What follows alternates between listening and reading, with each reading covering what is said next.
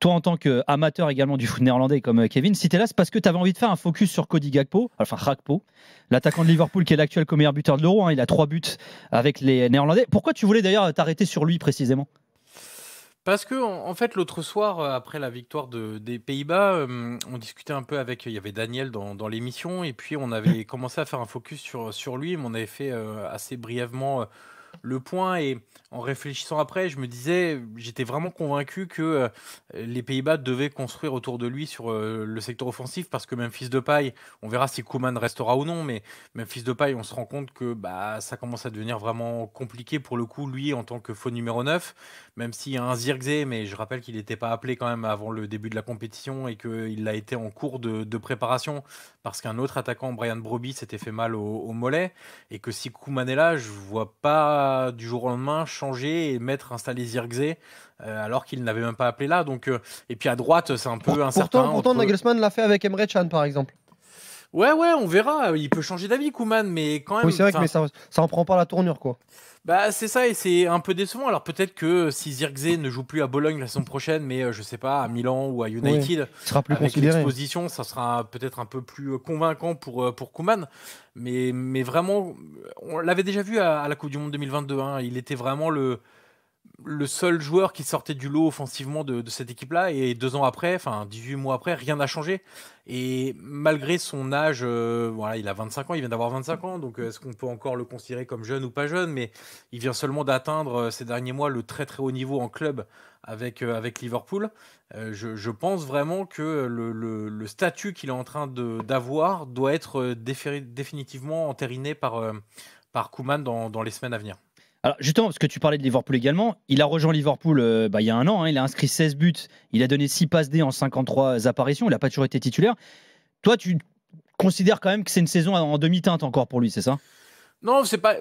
en demi-teinte, plus d'apprentissage, avec des joueurs qui, évidemment, devant lui, sont plus forts aujourd'hui. Salah, Luis Diaz, Nunez, sachant que à la limite tu pourrais discuter avec Nunez, mais comme c'est pas du tout le même poste, ça se discute pas tant que ça. Et finalement, quand on regarde sa saison en club, je prends simplement le championnat, son temps de jeu moyen c'est 47 minutes. C'est le 12e joueur de l'effectif qui a joué le plus de minutes, donc c'est bien une sorte d'impact player ou en cas de turnover, parce qu'il a fait 17 titularisations sur 35 apparitions en première ligue. Donc il n'a pas encore le statut de joueur important d'un très gros club en première ligue. Peut-être que ça viendra. Je rappelle que Arne Slot est arrivé déjà et sera l'entraîneur la saison prochaine. Alors au-delà de tous les tartes à la crème, c'est 2 Néerlandais ensemble dans un club, mais malgré tout, ça compte un petit peu aussi parce que Arne Slot le connaît très bien. Peut-être qu'il pourra avoir un petit peu plus de temps de jeu et asseoir sa domination comme il le fait avec les Pays-Bas. Mais vraiment, il y a aussi un espèce de cap qui va devoir passer, parce que j'ai repris un peu tous les buts qu'il a marqués en sélection et je vais vous dresser la liste des adversaires et vous allez vite comprendre où je veux en venir. Monténégro, Pays de Galles, Pologne, Sénégal, Équateur, Qatar, Grèce, Irlande, Gibraltar, Pologne, Autriche, Roumanie. Voilà, on l'attend aussi dans les matchs qui vont compter contre les grosses équipes ou dans les matchs à élimination directe, puisque lors de la Coupe du Monde 2022, il avait marqué dans la phase de groupe à chaque fois, à chaque reprise, dans chaque match, mais il n'avait pas marqué ensuite en 8e contre les États-Unis ni en en quart contre l'Argentine. Là, il a marqué la première fois contre la Roumanie, mais ça reste un adversaire assez modeste. Demain, la Turquie, c'est encore un adversaire qui est censé être moins fort que les Pays-Bas, mais on tape là un quart de finale, donc ça commence à devenir un niveau intéressant.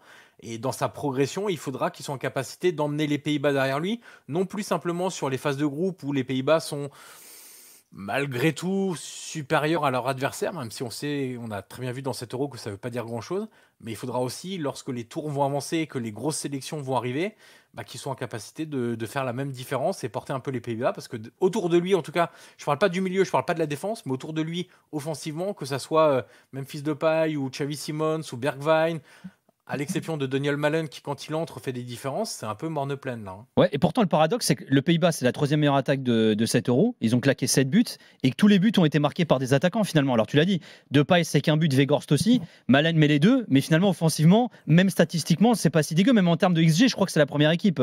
Non, mais après, moi, d'ailleurs, j'ai envoyé un message à Walid pendant le match. J'ai été agréablement. D'habitude, c'est sur Balerdi là. Et à chaque fois qu'il m'envoie un message pour du foot, c'est sur Balerdi là. J'étais très surpris. Bruno Fernandes et Ronaldo. J'étais très surpris qu'il me parle des Pays-Bas. D'accord. Non, mais je les ai trouvés vraiment très intéressants et rafraîchissants. Et Johan, je ne sais pas si tu le fais aussi, mais je suis le site, enfin un des sites qui suit les Pays-Bas au quotidien. Et je trouve qu'il y a pas mal de sourires dans cette sélection. Alors oui, il y a eu un petit imbroglio avec Veerman qui a eu... Quoi que tu regardes comme site non, c'est Onze Oranje. En gros, c'est la 11 de l'Orange. Le truc officiel des Pays-Bas. Le truc officiel, mais je trouve que, alors certes, c'est peut-être de la com, mais j'ai pas l'impression. Tu vois, cet après-midi, je voyais Virgil van Dijk, qui a un peu la même coupe là que Xavi Simons, qui avait les cheveux tirés. Virgil van Dijk qui regarde Xavi Simons en disant à la caméra, c'est mon fiston. Tu vois, je sais pas, j'ai l'impression que souvent aux Pays-Bas, il y a eu des petits soucis en interne, etc., entre ceux de l'Ajax, ceux du Feyenoord, ou alors des fois c'était le Suriname avec les Hollandais. Enfin bref, il y avait des caractères qui avaient du mal à vivre ensemble. Mais là, j'ai l'impression en tout cas le groupe vit bien. Le groupe vit bien. Non, mais alors non pas de non, mais oui, tu as raison en l'occurrence. Et je pense que ce qui s'est passé aussi autour de la phase de groupe dans cette équipe-là les a soudés. Les nombreuses critiques qu'ils ont reçues en provenance des Pays-Bas, des plateaux télé, des émissions de radio, des journaux. Et c'est pas des petites critiques, hein. On a lu des trucs vraiment extrêmement violents sur la sélection néerlandaise, de la part d'anciens d'ailleurs internationaux, de la part de journalistes, de consultants et chroniqueurs. Je pense que ça les a aussi un petit peu soudés et on le voit à chaque fois en conférence de presse. Il y a toujours un mot, notamment quand c'était très dur pour Joey Ferman, il y avait toujours un petit mot pour lui en disant bah voilà, on essaye de faire en sorte que de lui redonner le sourire déjà, parce que quand il est sorti à la 30e minute de jeu, c'est pas génial. Et d'ailleurs, excuse-moi, je te coupe, Yo, mais il y avait des gens qui disaient après le match que c'était mort, que sa carrière elle était terminée. Et j'ai trouvé ça assez, disons, audacieux de la part de Koeman de le refaire rentrer dans un match où c'était pas encore acquis le résultat, tu vois.